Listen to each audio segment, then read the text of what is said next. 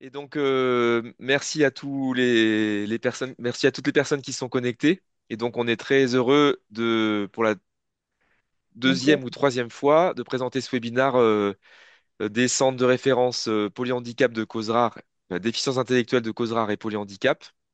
Et donc, pour ce soir, on avait dans l'idée de vous présenter le rôle du MPR, donc un médecin avec lequel on travaille vraiment au quotidien, en particulier pour les patients polyhandicapés, mais pas que, hein, dans les services de neuropédiatrie. Donc, on a le plaisir d'accueillir Claire Miéton, qui est MPR pédiatrique à l'Escale, donc un SMR très proche du... Pardon. Ah non, c'est pas un MCO, SMR. ouais, Un enfin, MCO, pardon. aux Euh, HCL, ouais. aux HCL aux HCL donc à Lyon. Lyon, c'est un centre de référence constitutif de notre centre de référence et qui joue un rôle extrêmement important, en particulier pour ces aspects-là de travail et de lien avec les MPR tout au long de la vie, donc de l'enfance et aussi de l'adulte. Avec Lyon, c'est un des centres leaders pour l'organisation de la transition dans les transitions très difficiles que sont les transitions pour les patients polyhandicapés. Et puis ensuite, on a la chance d'avoir donc Brigitte Soudry et sa jeune élève qui nous vient de nous présenter, qui est MPR adulte à Hendaye en SMR cette fois, et qui sera disponible pour un jeu de questions-réponses autour de la prise en charge des patients vieillissants, donc des patients porteurs de polyhandicap devenant adultes et devenant même de vieux adultes, qui sera là pour répondre aux questions et peut-être tordre le cou à certaines idées reçues qu'on peut avoir pour la prise en charge des patients adultes polyhandicapés. Donc je laisse d'abord la parole à Claire et puis ensuite on pourra faire une longue session de questions-réponses. Merci beaucoup, Claire, d'avoir accepté de parler. Merci beaucoup, avec plaisir. Bonjour tout le monde. Voilà, le docteur Mine m'a présenté. Donc moi, l'idée, c'est au travers de cette présentation de pouvoir vous partager le parcours de soins d'un enfant polyhandicapé et du coup notre rôle spécifique de médecin de MPR avec notre fonction particulière autour de la coordination et autour du parcours de soins de ces enfants qui est, comme vous pouvez le savoir, ultra complexe. Alors, je me suis permis, même si je pense que tout le monde est informé, de rappeler la définition rapidement du polyhandicap pour rappeler que dans le cadre du polyhandicap, les enfants ont une déficience intellectuelle et un déficit moteur important, ce qui entraîne une réduction extrême de leur autonomie et de leur communication. Une des problématiques dans le cadre du polyhandicap, c'est la multiplicité des handicaps et qui entraîne de plus en plus de dépendance au cours du temps et dont il va falloir pouvoir aborder ce sujet dès la plus jeune enfance parce que toute leur vie quotidienne va être impactée au cours de ce parcours de soins et notre rôle d'être alerte sur tous les effets de la vie quotidienne en plus des problématiques médicales est fondamental pour les accompagner dans leur croissance. Un autre petit rappel par rapport aux causes du polyhandicap. Dans la moitié des cas, retrouve des causes prénatales on a 30% des cas de polyhandicap qui ont des causes inconnues. Les chiffres, c'est 880 nouveaux cas d'enfants polyhandicapés par an en France, avec plus de 95 000 adultes dans les établissements médico-sociaux. Encore un peu des chiffres pour se rendre compte de l'importance de la prise en charge sur le plan médical et de l'impact. C'est une étude lyonnaise des chiffres lyonnais qu'a réalisé une de nos internes sur les enfants atteints de polyhandicap suivis à Lyon. Donc on a une cohorte de 420 enfants et on se rend compte de l'importance de tous les troubles médicaux que représentent notamment l'épilepsie les troubles moteurs et les troubles orthopédiques, qui entraînent de très nombreuses consultations avec des enfants qui ont besoin de se rendre très régulièrement au CHU, de rencontrer 6 spécialités différentes à chaque fois, ou pas à chaque fois, mais en tout cas, ce parcours de soins en lien avec le milieu médical est très important au milieu de leur vie et vraiment à prendre en compte pour réguler cette coordination. Alors, un petit côté informatif sur ce qu'est le métier de MPR.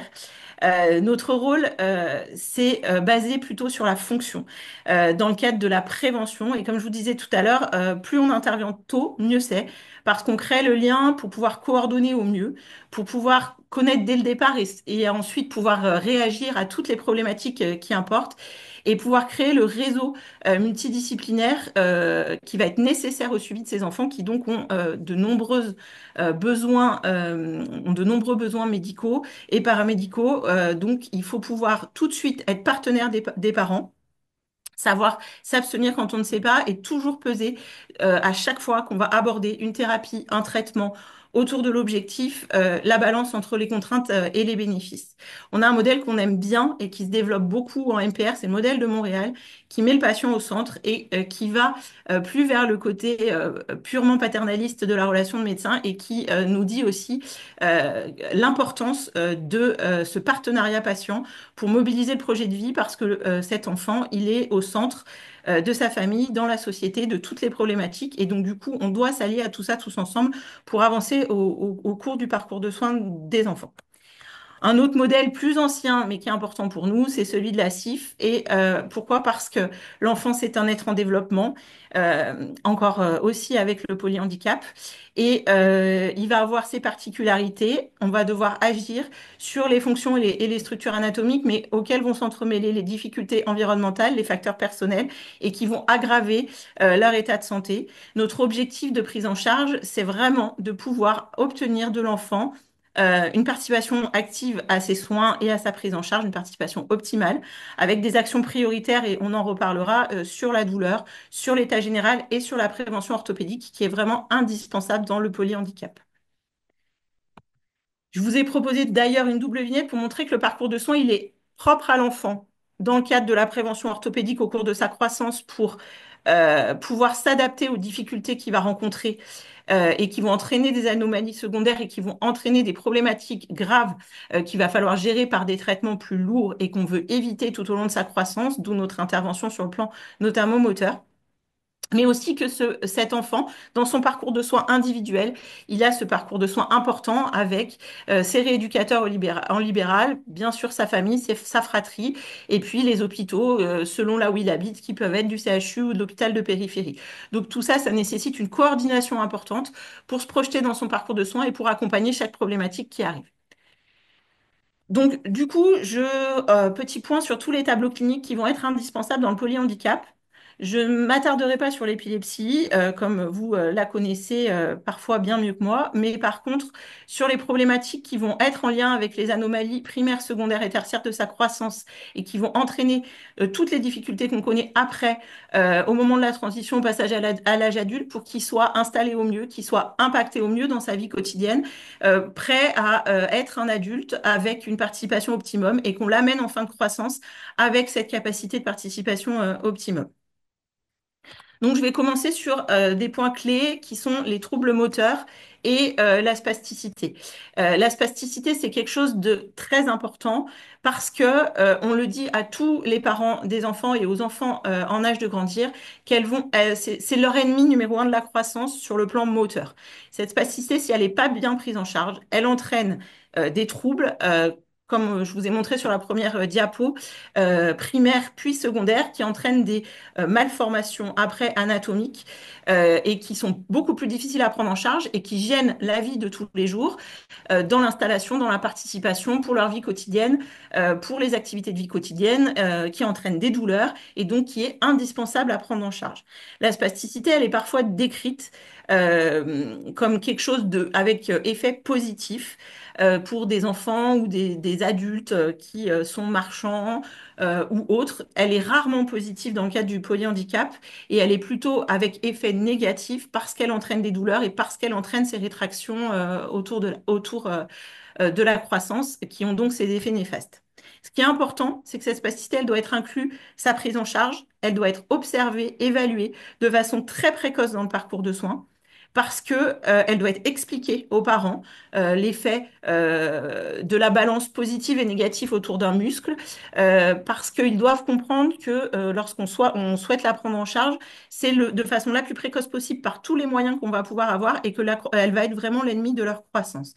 Lorsqu'on va prendre en charge une spasticité, ce qui est important, c'est de se dire que on va réfléchir autour de l'objectif. Quand on veut traiter quelque chose dans le cadre de la rééducation d'une façon globale, on réfléchit toujours à pourquoi on le fait, pour qu'on puisse l'évaluer après et pour qu'on puisse traiter et adapter au mieux nos traitements. Parce que bah, derrière, la participation optimum de l'enfant et de sa famille sera meilleure s'ils savent pourquoi on va embêter l'enfant avec de la rééducation, avec de l'appareillage et ensuite avec des soins un petit peu plus lourds. Donc ça, c'est vraiment très très important de savoir évaluer les objectifs une fois qu'on a expliqué cette spasticité. Je vous propose un petit schéma du parcours de soins de l'enfant lorsqu'il est spastique et de tous les accès au traitement. Je vais réexpliquer après à chaque fois, après ce schéma, l'accès aux différents traitements. Mais ce qui est important, encore une fois, c'est que la spasticité, dès qu'on est au départ, où on la découvre, alors, donc la spasticité, hein, cette contraction du muscle de façon permanente et qui va aller à la déformation de l'articulation, qui entraîne cette déformation, on va la découvrir au décours d'un bilan orthopédique, ou bien des parents vont dire ben voilà, il tremble à tel endroit, ou bien il a mal ici, parce qu'elle peut être très différente. À partir de ce moment-là, on doit pouvoir l'évaluer pour pouvoir l'expliquer aux parents et pour pouvoir engager cette prise en charge. Et le premier traitement de la spasticité, c'est la rééducation. La rééducation par la kiné, la rééducation par l'ergo et l'installation pour permettre d'étirer au mieux les muscles dans l'installation et de pouvoir être bah, le plus actif sur cette spasticité et de lutter contre la balance néfaste de cette spasticité. Ensuite, on va pouvoir mettre en place l'appareillage, les attelles, l'installation, donc comme je vous disais, les sièges, etc., les postures de jour, les postures de nuit, en fonction des besoins. Et ce sera donc notre premier accès. À partir de l'âge de 2 ans, on va pouvoir discuter des possibilités d'injection de toxines qui vont être donc un traitement local de la spasticité sur les muscles et qui vont permettre de la traiter, mais on va vite être gêné, comme je vais pouvoir vous le réexpliquer, par la multiplicité des besoins au niveau orthopédique et du coup bah, faire des choix qui vont nous gêner avec cette toxine. Donc après, on va assez rapidement pouvoir aborder, quand cette spasticité est gênante, les questions chirurgicales.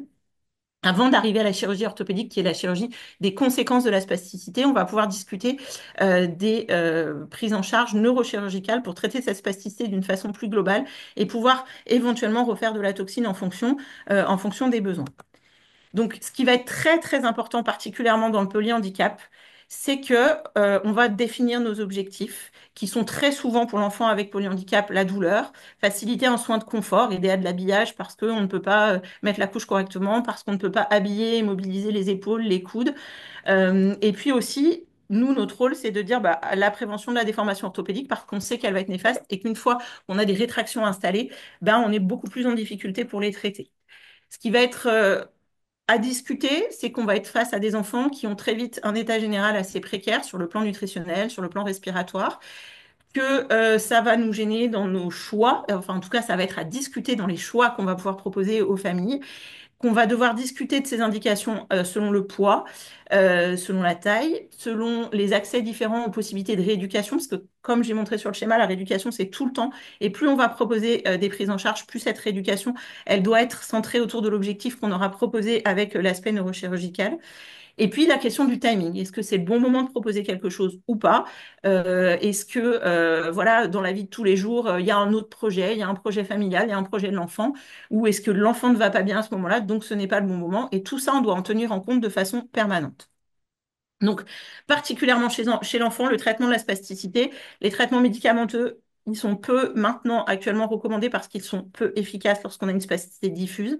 On passe donc très vite, dès qu'on le peut, à partir de 2 ans, à la toxine accompagnée de l'appareillage. Et donc, de façon plus précoce en neurochirurgie, la neurotomie qui est pardon, plutôt assez tardive, de façon plus précoce, la radicotomie postérieure fonctionnelle ou RDS euh, selon le pays d'origine, et puis la pompe à baclofen qui va dépendre un peu, je vais vous l'expliquer, du poids. La toxine, donc elle a la même à partir de 2 ans. Elle va nous aider à traiter la spasticité parce qu'on va aller sur quelque chose de précis sur un muscle. Elle va être considérée comme un traitement qui va agir sur la jonction neuromusculaire, qu'on va donc faire à un moment donné autour d'un objectif et qui va nous permettre ensuite de détendre ce muscle et d'obtenir une balance correcte autour de l'articulation pour gagner soit en orthopédie simple dans le mouvement, soit gagner sur le plan fonctionnel et obtenir des mouvements qui peuvent nous aider le confort et l'habillage et aider le nursing également, mais aider aussi peut-être à améliorer un champ de préhension ou faciliter une installation. La problématique de la toxine, c'est qu'il y a un traitement local, mais qu'on a une dose totale à respecter pas à cause du poids, et que du coup, il faut souvent faire des choix entre les bras et les jambes en alternant, et c'est donc très vite difficile d'être optimum avec cette technique seule pour traiter la spasticité. Encore une fois, hyper important, réfléchir à l'objectif parce que les parents, ils le voient vite et ils adhèrent beaucoup au projet. Quand on leur propose de toxiner, par exemple, au niveau des hanches pour aider à mettre une couche, ça, ils voient tout de suite qu'ils arrivent beaucoup mieux à habiller, que leur enfant est moins douloureux. Après, on va avoir les effets notamment aussi sur la nuit. Et puis, l'habillage des membres supérieurs, la tenue dans le fauteuil, améliorer des temps de repas, etc. Donc, très important parce que derrière, on va les évaluer avant, on va les évaluer après, on va participer à l'optimisation de la réalisation de l'objectif en montrant ces bilans, mais leur participation est plus que nécessaire, indispensable dans cette réflexion. Donc la toxine, elle peut continuer tout au long du parcours de soins, mais donc on est vite limité dans le cadre du polyhandicap parce qu'on a très souvent une spasticité diffuse qui intéresse les quatre membres et le tronc et parfois la tête. Et puis on a aussi une spasticité à l'origine de troubles de bavage, donc avec des questions de toxines dans les glandes salivaires, parfois au niveau vésico-sphinctérien aussi, puisque parfois on peut en faire avec des vessies neurologiques qui impactent énormément la vie quotidienne. Donc, il faut pouvoir s'adapter en termes de dose globale, en termes d'alternance, avec tout ça. Avec souvent des enfants qui ont un petit poids, avec leur comorbidité importante, au milieu de leur parcours de soins complexes. Donc, très vite, on va mettre en place une réflexion pluridisciplinaire où, quand on a des spasticités très gênantes, hein, ça ne concerne pas tous les enfants, mais on a quand même de plus en plus d'enfants porteurs de polyhandicap qui ont des spasticités gênantes. Et donc, on va réfléchir avec le neurochirurgien autour d'une consultation pluridisciplinaire pour proposer d'autres traitements. Alors, on a des parents qui arrivent déjà avec une idée sur la RPF parce qu'elle a eu son effet mode et que les parents attendent beaucoup. Donc, la RPF, c'est la radicotomie postérieure fonctionnelle ou RDS. C'est une chirurgie pour une spasticité diffuse de membres inférieurs qui va nous permettre d'aller au niveau de la moelle et des neurones de façon précise pour arrêter la spasticité en coupant à un endroit précis en fonction de ce qu'on veut diminuer en fonction du groupe musculaire. La discussion même dans le polyhandicap, et je dirais encore plus, elle est indispensable parce que les parents, ils arrivent avec souvent une idée très précise de dire, ils ont vu ça sur les réseaux sociaux, ça fonctionne super bien, ça va lui redonner une capacité de marche, ils attendent des choses qui ne sont pas forcément réalistes. Et donc ça, c'est très important de se poser pour discuter de l'objectif et de pourquoi on propose éventuellement cette chirurgie. Elle fonctionne très bien, même dans le polyhandicap, elle ne fonctionne pas que chez les enfants marchands parce qu'elle nous permet vraiment, avec une très bonne action sur les muscles au niveau des hanches notamment et des genoux, d'avoir un effet détente important, de faciliter l'installation et le nursing après. Et on a des enfants qui progressent, même après au sol, qui arrivent à travailler un peu plus le rampé ou du déplacement au sol. Donc, elle est très intéressante, mais encore une fois, il faut pouvoir arriver à définir l'objectif au départ. Donc, ça, très attention. Et puis, le deuxième chose très importante, un enfant qui a une forme de spasticité mixte avec une dystonie, il est contre-indiqué en théorie à l'accès de cette chirurgie parce qu'on va faire baisser le niveau de spasticité, mais par contre, la dystonie flambe après et on est beaucoup plus embêté. Donc, c'est une contre-indication en cas de dystonie. Donc ça aussi, il faut avoir bien évalué avant de pouvoir discuter de cette chirurgie. Il y a un groupe de travail qui a permis des recommandations qui sont en cours de publication, qui permettent d'aborder ce côté importance du parcours de soins pour accéder à ce choix-là. Et ensuite du bilan autour, pendant et après, parce que voilà, c'est pas une chirurgie toute seule au milieu du reste. Euh, L'autre traite, petite photo hein, pour redire un peu le principe donc, de la stimulation de la radicotomie. Donc la stimulation des racines dorsales, on les sectionne maximum à 60% en fonction de ce qu'on s'est dit. On n'a pas de conséquences sensitives. Par contre, on peut avoir des troubles vésico-sphinctériens chez certains enfants qui étaient en cours d'acquisition de la propreté. Donc ça, on prévient bien les parents au départ aussi et ça fait partie du bilan. L'autre traitement qui devrait avoir beaucoup plus de place dans le cadre du polyhandicap de la spasticité, c'est la pompe à baclofène. La pompe à baclofène, c'est un excellent traitement de la spasticité diffuse qui est trop souvent délaissé parce que peu connu d'accès et pourtant qui permet vraiment une diminution de la spasticité à 100% sur les membres inférieurs avec parfois un petit effet dans les membres supérieurs. Donc le principe, c'est cette pompe qui malheureusement par contre est grosse et lourde, donc qu'on ne peut mettre chez des enfants que qui ont un poids minimum, hein, on dit entre 20 et 25 kilos, parce que comme vous pouvez le voir sur la photo, elle prend beaucoup de place Elle est vraiment à fleur de peau et du coup, bah, ça peut faire peur, voilà. Mais elle ne contre-indique absolument pas la vie quotidienne de tous les jours, les soins, le rampé sur le ventre, l'installation dans le corset siège derrière. Elle ne pose aucun souci là-dessus. Donc c'est vraiment quelque chose à laquelle il faut pouvoir penser et avoir accès parce que l'avantage de ce traitement, c'est que on peut faire un test avant par ponction lombaire et qui nous permet de visualiser l'effet et souvent ça aide les parents à adhérer au parcours et donc à cette prise en charge-là, et du coup à pouvoir bah, derrière se dire oui, c'est bien, et du coup on va dans le parcours de soins qui est beaucoup plus court qu'une radicotomie parce il ne nécessite pas de rééducation en plus après. Donc à part l'hospitalisation du moment de la pompe, et quand ça se passe bien, ça se passe très bien. Ça permet aussi de moduler un débit, de pouvoir dire bah voilà, on a un soin, on a une rééducation, il est plus douloureux à ce moment-là, on peut le faire. Et les parents vraiment sont ravis. On a vraiment beaucoup d'enfants polyhandicapés, nous à Lyon, qui en ont et qui retrouvent un confort de vie excellent après, notamment aussi des douleurs, un sommeil bien amélioré et du coup une installation, un nursing facilité et parfois un petit effet sur les membres supérieurs. Donc ça, c'est plutôt assez positif pour les familles et ça nous permet d'adapter les doses de toxines. Ce qu'il faut savoir aussi, c'est que là, on n'est pas contre-indiqué en cas dystonie et au contraire, on est très efficace. Donc, il ne faut pas hésiter à proposer cette solution-là dans le parcours de soins. Voilà, donc j'ai commencé par la spasticité parce qu'elle va impacter dans les risques à suivre de la croissance de l'enfant, tout le parcours de soins. Et du coup, elle est indispensable à prendre en charge. Après, on va arriver aux problématiques orthopédiques. Là, nous, notre rôle de médecin de rééducation, c'est de pouvoir faire le lien avec les orthopédistes et de pouvoir les éviter le maximum de temps possible par l'installation, par l'appareillage. Et également d'alerter et de rencontrer de façon assez précoce les chirurgiens orthopédiques pour pouvoir discuter des conséquences de ces troubles orthopédiques et de leurs besoins éventuellement à un moment de chirurgie pour pouvoir s'insérer au bon moment dans le parcours de soins, encore une fois, parce que il y a tout le reste des problématiques dont on va reparler après, mais des problématiques gastro, des problématiques nutritionnelles, des problématiques respiratoires, qui, si un jour on doit parler de chirurgie, sont indispensables à prendre en compte dès le départ pour qu'on arrive au moment où malheureusement tout a échappé malgré la prévention, malgré la mise en place de la verticalisation des appareillages. Et du coup, à ce moment-là, il faut proposer ce geste chirurgical, mais si on l'a préparé en amont, tout se passe mieux parce que l'enfant il est prêt à aborder cette chirurgie avec le moins de conséquences et d'effets secondaires derrière. Les troubles orthopédiques principaux chez l'enfant polyhandicapé, ça va être les hanches et le rachis et les membres. Donc le rachis, c'est la scoliose. Elle est très fréquente par l'asymétrie de tonus, par l'hypotonie du tronc. Et plus la déficience est sévère, plus les scolioses sont sévères. Donc comment on fait pour éviter une scoliose, même si on n'évitera jamais à 100% une scoliose et qu'à un moment donné, si elle a décidé de flamber, bah, elle va être là. On prend en charge en kiné, on travaille sur cette hypotonie, on installe au mieux les enfants dès que possible. Dès qu'on a une hypotonie, une kyphose, on les met encore ces sièges. On installe en proposant aussi la verticalisation, pardon. Et on fait des radios de façon régulière parce qu'il y a la clinique. Et au départ, on n'en fait pas. Et si la clinique nous évoque une scoliose, on en fait. En fonction de l'âge, en fonction de l'évolutivité. Enfin, ça, c'est en tout cas, notre pratique. Et du coup, on va pouvoir réagir à ce moment-là pour éventuellement discuter bah, la mise en place, par exemple, de corsets. Là encore, ça dépend de l'enfant, ça dépend de son projet, ça dépend de la famille, de la facilité à aborder l'appareillage.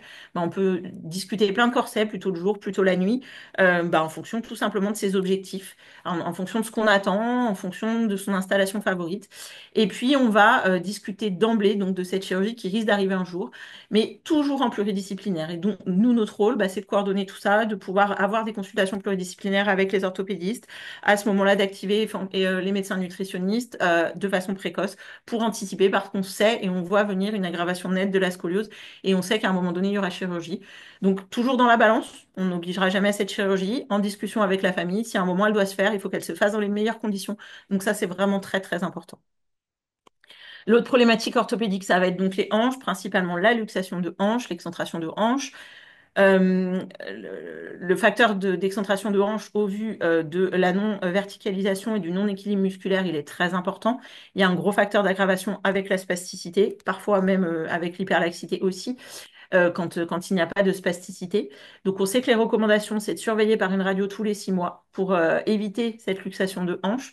Comment on fait? Eh ben, on installe les enfants de façon très précoce, c'est-à-dire qu'on veut éviter ces positions très batrachoïdes, on veut éviter au contraire les entrecroisements très importants qui en plus gênent le quotidien au niveau du nursing, donc corset siège avec un plot pour faire travailler l'équilibre musculaire, rééducation par kiné, encore une fois, toxine dès que possible parce que souvent la spasticité en est la cause, et puis verticalisateur en position debout pour essayer de favoriser cet équilibre musculaire et éventuellement posture nocturne en fonction de la gravité de l'excentration. Ces excentrations, elles peuvent être très vite douloureuses, mais souvent en lien avec la spasticité. Donc là encore, on en revient à traiter dès que possible cette spasticité de façon précoce. Parfois, la toxine ne suffit pas. On peut faire des toxines autour des muscles périarticulaires, donc on infiltre aussi si besoin, selon l'évolution, selon le projet de soin, quand on ne peut pas notamment arriver à la chirurgie. Et puis, on peut aller aussi à la discussion de la chirurgie, comme pour la scoliose. C'est des chirurgies, la scoliose, elle est souvent plus connue comme étant lourde, parce que longue durée, parce que abord sur le rachis. La chirurgie de hanche, c'est une chirurgie qui est douloureuse, c'est une chirurgie qui demande une immobilisation longue, et c'est souvent la moins bien vécue dans le cadre du polyhandicap. Donc c'est vraiment là aussi une vraie discussion pluridisciplinaire parce que c'est pour un mieux après, mais c'est lourd. Et c'est parfois très très lourd pour les familles dans le vécu. Donc vraiment des choses à discuter, encore une fois, balance bénéfice-risque en fonction de tout ce qu'on a pu discuter auparavant. Ensuite, pour les membres, j'en ai un petit peu discuté avant quand j'ai parlé de spasticité. On a des vraies problématiques, parfois de façon très, très, très précoce, de déformation au niveau des membres supérieurs principalement et aussi au niveau des pieds, au niveau des genoux. Donc là, notre principal acteur de lutte, c'est encore une fois la posture. On met des attelles, on peut mettre des attelles aux pieds, on peut mettre des attelles aux genoux. Mais là encore, si on les met, c'est quel objectif? C'est qu'est-ce qu'on en attend? Il faut que la famille participe à ça parce que parfois on voit ça comme une contrainte d'aller imposer une attelle à un enfant voilà, qui a déjà sa vie d'enfant polyhandicapé. Donc il faut vraiment discuter aux parents, d'expliquer nous le regard prévention orthopédique future, eux le regard douleur, le regard nursing, clairement les mains aussi dans l'appréhension, dans la vie quotidienne, dans l'habillage. On va être beaucoup plus en difficulté dès que les rétractions sont installées. Donc priorité à traiter par les injections, les attelles. Et puis après, dans le temps, discuter des chirurgies, mais ça, on pourra sûrement en reparler aussi chez l'adulte parce que les membres supérieurs, c'est vraiment sur la fin de croissance, parfois pendant la période de transition qu'on envisage la chirurgie. Là encore, parce qu'on est au milieu d'un projet de soins très global. Donc l'idée, c'est vraiment de limiter ces déformations par la prévention qui va être la rééducation, l'installation et le traitement de la spasticité. Voilà pour la grosse partie troubles orthopédiques, en tout cas pour les points d'alerte à avoir dans les recommandations autour de la surveillance et dans la prise en charge de la spasticité. Un autre facteur qui me semble important de partager, c'est celui de la fragilité osseuse. Forcément, par moins de mobilisation, il y a une fragilité osseuse, puis il y a les problèmes nutritionnels et les carences. Donc, il y a souvent des fractures spontanées.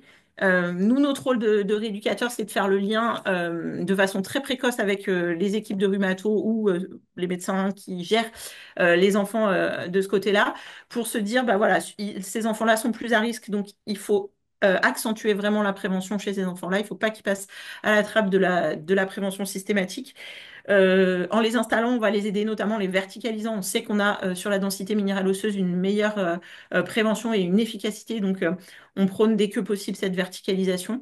Et puis, on va faire très attention à faire le lien rhumato plus gastro, médecin de nutrition pour les pertes de poids, pour pouvoir aussi enclencher la prise en charge globale dès que possible. Mais en tout cas, c'est un facteur très important qui est parfois mélangé plus ou moins aux facteurs de dénutrition. Et en tout cas, ça doit être un point d'alerte important dans le cadre du polyhandicap. Là aussi, je parle de choses que vous connaissez, les troubles digestifs et nutritionnels, mais chez l'enfant polyhandicapé, c'est très très vite un problème. C'est parfois dès le départ, avant même les troubles moteurs, un problème quand ils sont dès la néonate. Donc c'est des choses en général un suivi avec gastro qui est très vite enclenché, mais parfois il y a des enfants qui n'en ont pas pendant plusieurs années. Et on sait que ça va être problématique. Donc nous aussi, on fait de la coordination pour qu'ils rencontrent assez vite des médecins nutritionnistes dès qu'on voit apparaître des difficultés d'alimentation qui arrivent après, qui peuvent être cause et conséquence aussi de la spasticité, de problématiques d'installation à cause de leur trouble moteur.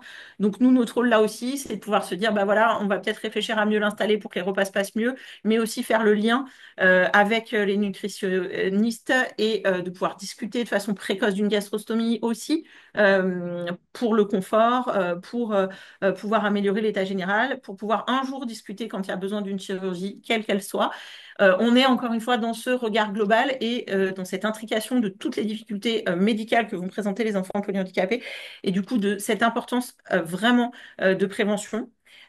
Et des conséquences aussi des troubles digestifs, notamment je pense à la constipation. L'approche intéressante de la constipation chez l'enfant avec polyhandicap, c'est très souvent beaucoup de traitements médicamenteux de façon précoce qu'on augmente avec le temps. On va améliorer avec la verticalisation. J'ai encore vu une maman aujourd'hui qui disait que bah, sa fille, elle lui donnait plus le traitement depuis qu'elle était verticalisée, elle avait plus de reflux depuis qu'elle était verticalisée. Bon, ça, c'est quand tout se passe très bien, c'est pas toujours le cas. Et du coup, il faut savoir cette constipation, la dépister de façon précoce et la prendre en charge très vite. On a des traitements qui est un des traitements qui pour nous est génial, c'est le péristine. Ça demande une participation du parent, mais c'est moins agressif que les lavements.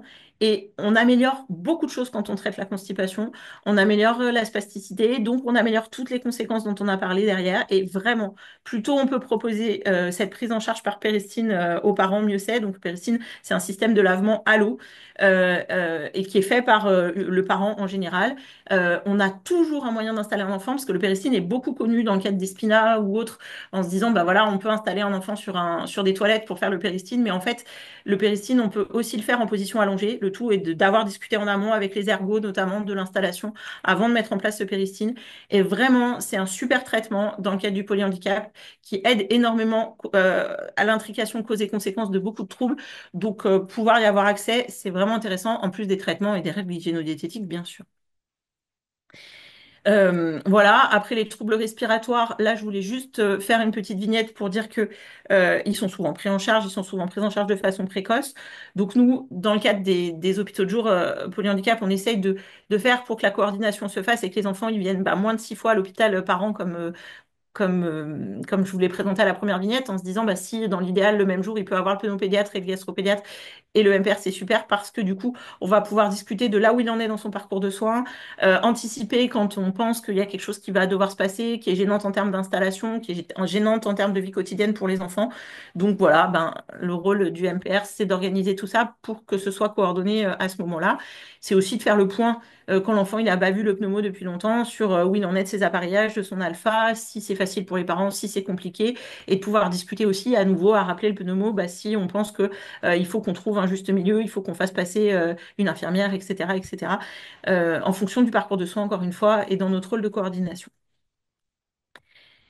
La douleur. La douleur, elle est aussi importante, et c'est par cette vignette-là clinique que je voulais finir, parce qu'elle est aussi importante que la spasticité. Là aussi, je pense que j'apprends rien à dire qu'elle est elle est plus difficile à évaluer dans le cadre du polyhandicap, mais qu'il faut arriver à former tout le monde qui vit avec un enfant polyhandicapé, parce que les parents, bah, ils le connaissent par cœur, mais dès que les enfants ils sont en dehors, bah, reconnaître la façon de communiquer de son enfant pour savoir comment évaluer la douleur avec les échelles d'auto-évaluation et d'hétéro-évaluation, c'est indispensable. Mais même si on n'a pas l'échelle, on doit pouvoir la détecter, on doit pouvoir y penser. Et elle reste dans toutes les enquêtes sous-évaluée et sous-traitée. Donc, elle est indispensable d'être évaluée à chaque fois, à chaque visite d'un enfant polyhandicapé, ce d'autant qu'elle peut avoir un milliard de causes et que à chaque fois, ben, on avance strate par strate quand on doit chercher cet élément de douleur. Mais là, encore une fois, on est dans cet élément de cause et conséquence. Donc, elle est indispensable à prendre en charge et à traiter. Et peut-être qu'on la traitera en tétant une spasticité, peut-être que on trouvera une fracture, peut-être que. Mais voilà, dans la boucle globale de prise en charge et de notre regard pluridisciplinaire, ben voilà, on réinsiste sur le fait d'y penser. Pour terminer, ce topo un peu général sur le rôle du MPR, mais surtout, vous l'aurez vu, sur des points cliniques qui sont hyper importants, j'ai retracé un parcours de la naissance à l'âge de la transition. des enfants qui naissent, qui ont cette période difficile de diagnostic déjà, qui est lourde en termes d'échange, et qui, dès cette période de diagnostic, ben voilà, ça va jouer pour le partenariat patient, les partenariats de la famille, parce qu'il y a beaucoup de choses qui se jouent à ce moment-là, mais qui vont se jouer tout autour. Donc, l'importance de pouvoir se revoir régulièrement et de pouvoir coordonner tout ce que l'enfant va rencontrer et qui est très très lourd en termes de consultation, en termes de rééducation, en termes de vie quotidienne qu'il doit avoir parce que bah voilà, il va avoir des activités, des choses comme ça. Bah, dès le départ, il faut qu'on puisse être dans cette relation de dire voilà, votre enfant, à chaque fois qu'on se revoit, à chaque fois on réfléchit, qu'est-ce qui est le plus prioritaire à ce moment-là, qu'est-ce qui vous inquiète le plus. Et nous, par contre, on va être là bah, parce qu'on a ce regard prévention orthopédique ou avec tous les autres médecins, le regard de nutrition. Euh, Souvent, dès le départ, la problématique motrice reste au premier plan avec celle aussi alimentaire, respiratoire. Et puis après, petit à petit, ben, on laisse les enfants grandir, on va se poser la question de la communication, de comment mettre en place des moyens de communication, de l'établissement scolaire, de où l'enfant va faire sa rentrée. Même avec son polyhandicap, il a le droit d'aller à l'école, mais quel est l'idéal? Comment les parents se projettent dans cette scolarité, comment on peut les accompagner bien avant l'âge de l'entrée à l'école pour pouvoir se dire, bah voilà, il y a toutes ces problématiques, ça va faire peur à l'école, ça, il faut qu'on y aille. Donc, on va faire intervenir des gens pour pouvoir faire le lien avec l'école et répondre bah, à l'enfant en croissance. Est-ce qu'il y a des techniques de communication? Est-ce que c'est le moment de les mettre en place avec les orthophonistes, avec les ergothérapeutes, pour pouvoir échanger, que l'enfant puisse participer lui-même à toute cette prise en soin de son parcours? Et puis après, plus l'enfant va grandir, plus on va avoir les problématiques secondaires par ces facteurs-là qui arrivent à chaque moment de sa vie, qui vont le faire régresser, qui vont le faire être douloureux, qui vont faire que les parents sont inquiets, qu'on arrive à des moments d'épuisement du parent aussi et des aidants. Donc de pouvoir gérer, j'en ai parlé dès le début, du meilleur timing pour pouvoir aider à telle problématique qui devient la plus urgente à cet instant T et à savoir pouvoir grader. On n'aura jamais une décision absolue. Mais le côté pluri, de pouvoir tous se rencontrer à ce moment-là parce qu'il y a des décisions importantes à discuter, bah, c'est vraiment indispensable. Et de pouvoir nous gérer ce côté, bah voilà, on se fait une réunion tous ensemble. Le parcours de soins, c'est ça, c'est aussi l'école, c'est aussi sa vie, c'est aussi telle activité, c'est aussi le petit frère ou la petite sœur qui va pas bien.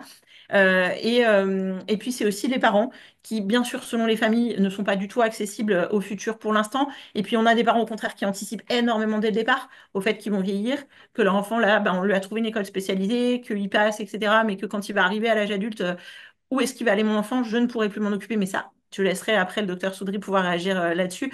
Mais ce moment de transition, c'est pas une transition, c'est des transitions de chaque partie de ce qu'il atteint, de ce qui va le mettre en difficulté, qu'il faut qu'on puisse organiser quand il grandit. Donc justement, si ça, on l'anticipe de façon précoce en se disant, bah voilà, on va réussir à se dire qu'il va arriver avec une autonomie, qu'il puisse avoir une autonomie et un état orthopédique, respiratoire, fonctionnel correct avant cet âge de la transition où il y a les autres problématiques qui se mettent en place, c'est indispensable.